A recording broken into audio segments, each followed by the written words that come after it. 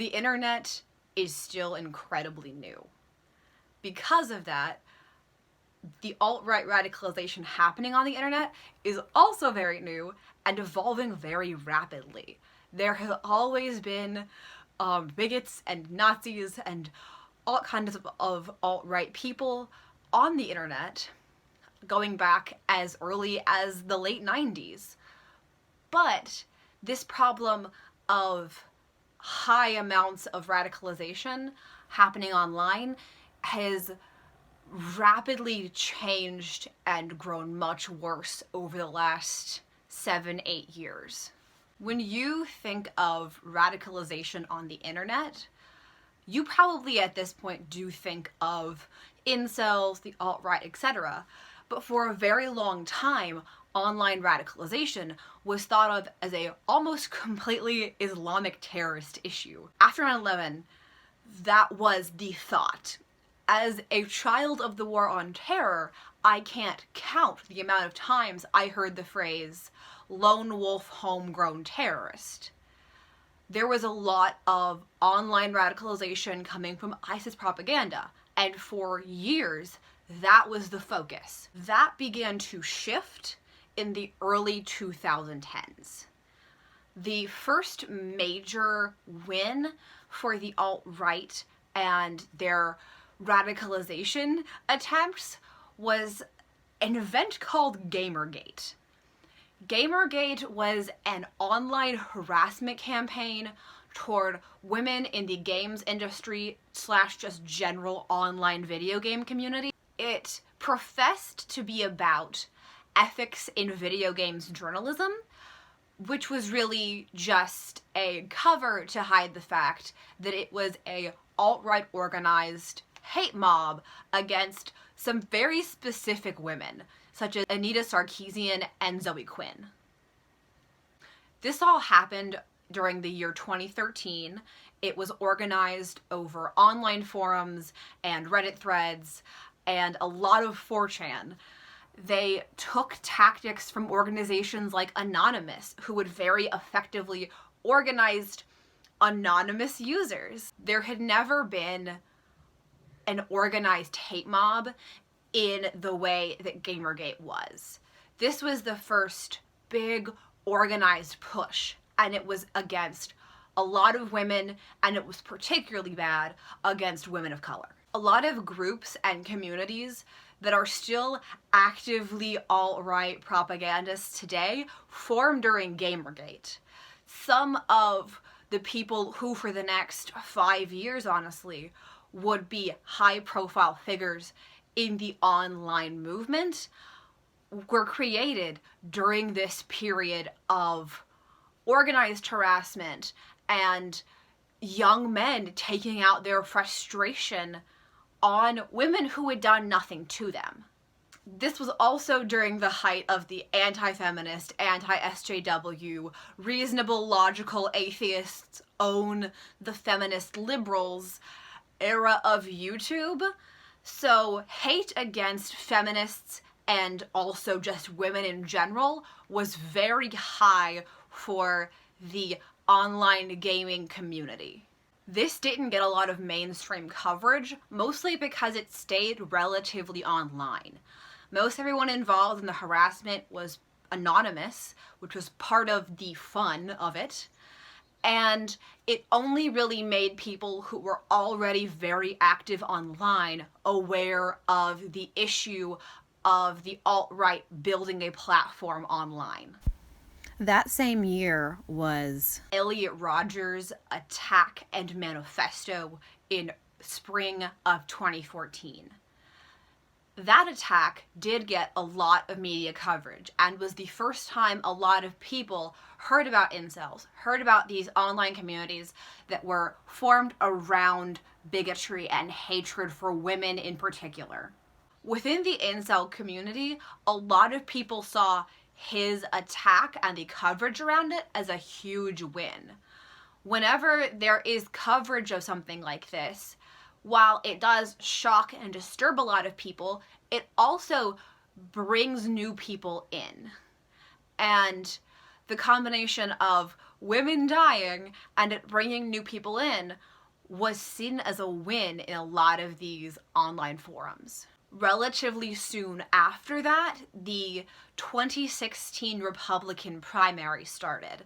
People started announcing as early as late 2014, but the alt-right, particularly the alt-right online, did not get particularly involved until mid-2015, when future president Donald J. Trump came down the escalator and announced his candidacy.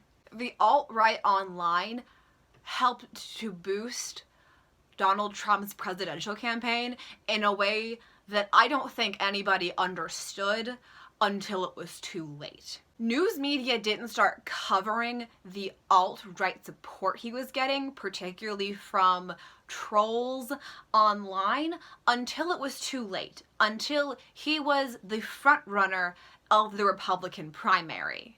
This is also about the time that conspiracies around Hillary Clinton eating babies and Democrats eating babies became increasingly popular. Once he was elected, that support did not end. His racist policy being put into action only emboldened them. He continued throughout his presidency to make winks and nods and then eventually just say, hey, QAnon isn't that bad. Hey, Proud Boys, stand by. That kind of stuff really emboldened the entirety of the alt-right, but particularly the people online who always thought that Donald Trump was their buddy. In the first year of Donald Trump's presidency, there was the infamous Unite the Right rally, a rally of Confederate, neo-Confederates, racists, general fascists, general bigots, meeting in real life to protest the removal of a Confederate monument. What it really was a show of power. It was organized primarily online, and it really acted as a show of force. That rally ended in the death of Heather Heyer by the hands of a alt-right extremist. That rally finally brought the online alt-right into mainstream view. Their power, their danger, and their absolute hatred for anyone who disagreed with them. This was the first step in a huge escalation. GamerGate had been anonymous and mostly online.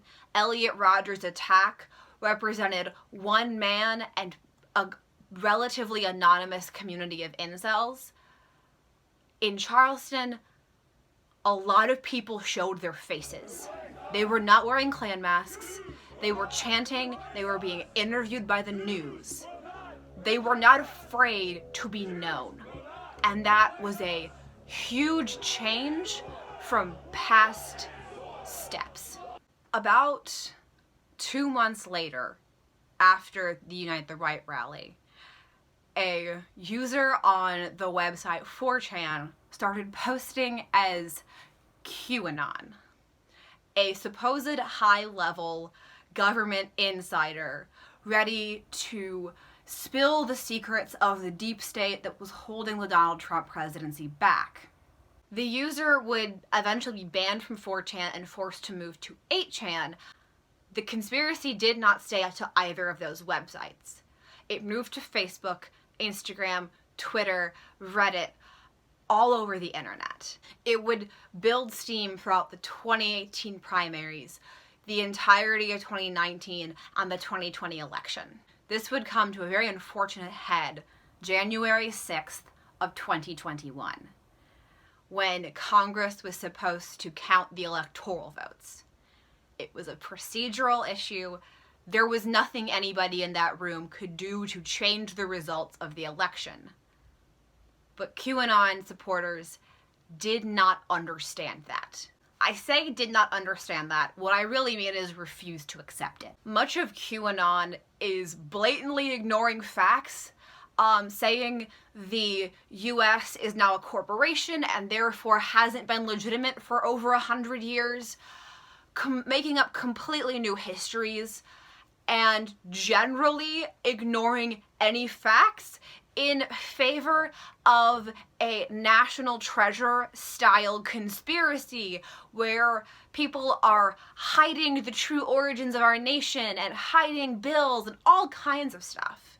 The conspiracy theory picked up a lot of steam over the pandemic as people were more online than they ever had been and were desperately looking for reason in a time of extreme distress. They found that reason in the QAnon conspiracy theory.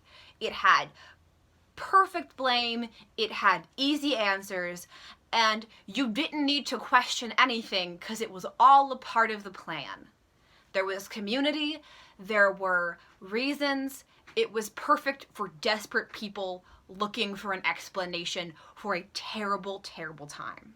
Unfortunately, everything in the conspiracy was completely untrue, and of course, like most conspiracy theories, would eventually find you in the grips of deep, deep anti-Semitism. Blood libel, an ancient medieval conspiracy theory, is a huge facet of the QAnon conspiracy theory. It is obviously wildly debunked and has been for literally hundreds of years. It is not new. Basically, none of the QAnon conspiracy theory is. QAnon absorbs pre-existing conspiracy theories in order to pick and choose what to believe. Not every QAnon believer believes all of the same theories. As most of us probably know from the live news coverage of January 6th, it took a lot of what happened in the 2017 Unite the Right rally and cranked it up to 10.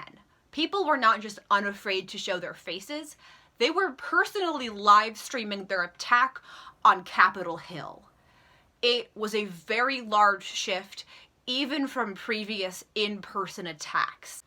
This attack was not only live streamed by the attackers, but also covered live by news organizations.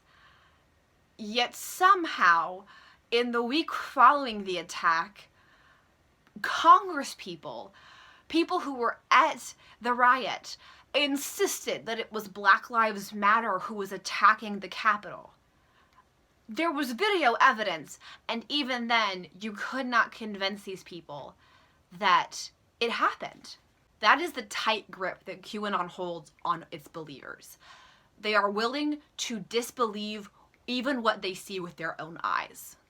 QAnon obviously has deep roots in anti-Semitism, white supremacy, misogyny, xenophobia, all kinds of things.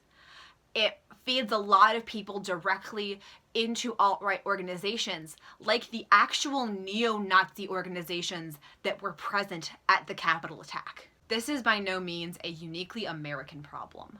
One of the first websites to create what we would now refer to as an alt-right community was a site called 2channel from Japan in the late 90s. Propaganda and misinformation on Facebook, in the same vein as QAnon misinformation, has taken hold in places like India and Malaysia to help nationalist and anti-Muslim sentiment grow in those countries. A lot of people have directly blamed Facebook's mismanagement for an increase in hate against Muslims in Malaysia. Despite this being a new problem, there's already a pattern in how news and academia talks about it.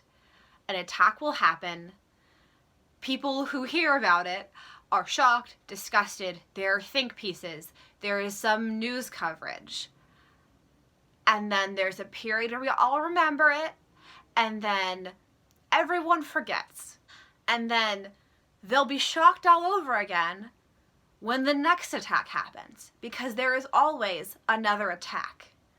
When I was researching for this, it was very clear that much of the academic work on this topic comes immediately after an attack.